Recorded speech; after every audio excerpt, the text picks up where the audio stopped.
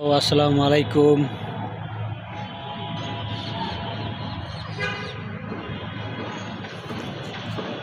কেমন আছেন? মানুষের যে হিংসা, মানুষের যে শত্রুতা অনেক আছে। যারা অন্যের জিনিস নিয়ে বা আরেক নিজের জিনিস নিয়ে কেউ কারো ভালো মন্দ বা দেখতে পারে না,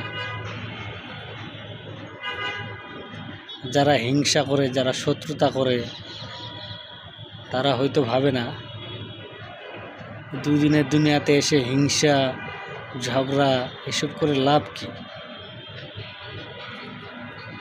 দুনিয়াতে আইসে মানুষ ৬০ বছরের জন্য বা ৭০-এর জন্য, তারপর তো শেষ। মানুষ এটুকু ভাবে না, শুধু হিংসা করে। আসলে হিংসা করা যাবে না, হিংসা থেকে বিরত থাকেন।